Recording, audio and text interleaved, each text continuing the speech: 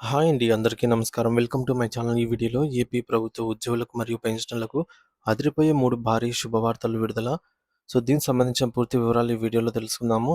Video అయితే ఎక్కడే కానీ స్కిప్ చేయకుండా ఎండ్ వరకు చూసేయండి. ఇన్ఫర్మేషన్ పూర్తిగా అర్థమవుతుంది. అలాగే వీడియో చూస్తున్న ప్రతి ఒక్కరు లైక్ చేయండి ఫ్రెండ్స్. ఈ వీడియోని తోటి ఉద్యోగ, పెన్షనర్ మిత్రులతో షేర్ చేయండి. కొత్తగా మన ఛానల్ చూస్తున్న వారైతే సబ్స్క్రైబ్ చేసుకోండి. ఫ్రెండ్స్, ఇక విషయానికి వచ్చినట్లయితే ఏపీ ప్రభుత్వ ఉద్యోగ పెన్షనర్లకు రాష్ట్ర ప్రభుత్వం ఒక అద్భుతమైన శుభవార్త అందించింది.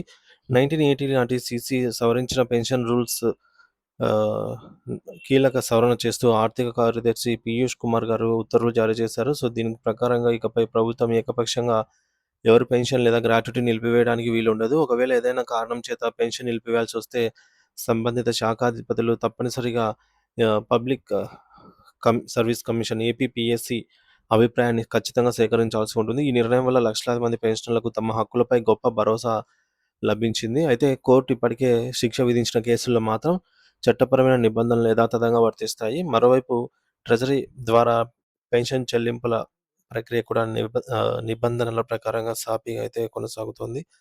పెన్షనర్ల ఆరోగ్య భద్రత కోసం ఈహెచ్ఎస్ పథకం అమలుపై తాజాగా మార్గదర్శకాలను ప్రభుత్వం విడుదల చేసింది. దీనివల్ల పెన్షనర్లు మరియు వారి కుటుంబ సభ్యులు గుర్తింపు పొందిన హాస్పిటల్స్‌లో మెరుగైన వైద్య సేవలను పొందే వీలుంటుంది.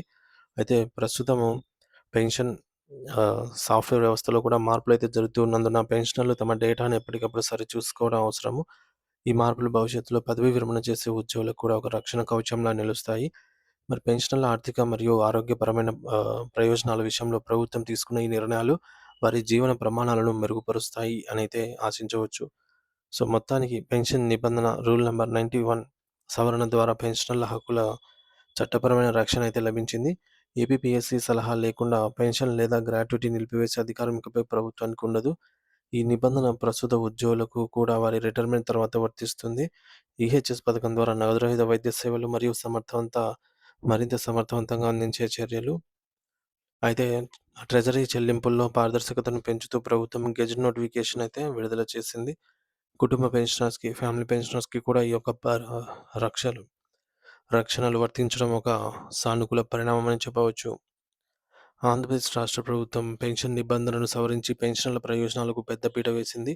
ఏపీపీఎస్సీ లేకుండా అనుమతి లేకుండా పెన్షన్ ఆపే ఏకపక్ష నిర్ణయాలకు స్వస్తి పలుకుతూ పెన్షనర్ల హక్కులకు భద్రత అయితే కల్పించింది.